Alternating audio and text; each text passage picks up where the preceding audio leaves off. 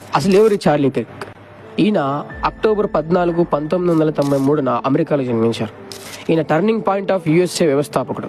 Donald Trump president అవ్వడానికి ముఖ్య పాత్ర పోషించాడు ఈయన.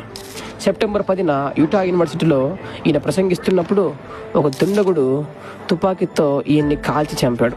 అమెరికాలో జరుగుతున్న ఎన్నో దారుణమైన పనులు, అబార్షన్స్, ట్రాన్స్జెండర్, ఎల్జీబీటీక్యూ, హోమోసెక్షువాలిటీ, అలాగే సాతాను ఆరాధనలకు వ్యతిరేకంగా నిలబడి సత్యం వైపునకు చెడిపోతున్న యువతను, సమాజాన్ని నడిపిస్తూ సమాజ శ్రేయస్సు కోసం తన ప్రయాణాన్ని సాగించాడు.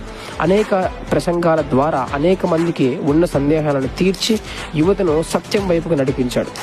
ఎంతోమంది విరిగి నలిగిన వారికి దేవుని ప్రేమను రుచి చూపించి వారిని దేవుని వైపునకు నడిపిన గొప్ప దైవజనుడు. ఈ ప్రయాణంలో ఎన్నో అవమానాలు, హేళనలు, ఇబ్బందులు ఎదుర్కొన్నప్పటికీ ఆయన ధైర్యంగా సత్యం కోసం, న్యాయం కోసం చివరి వరకు పోరాడారు. ఆయన జీవితం చెప్పే సందేశం ఏమిటంటే, మిత్రులారా, సత్యం కోసం, న్యాయం కోసం, దేవుని కోసం, సమాజం మార్పు కోసం మనం కూడా ధైర్యంగా నిలబడి సమాజాన్ని మంచి దారిలో నడిపించాలన్నదే. మరి నడిపిద్దామా? We miss you Charlie.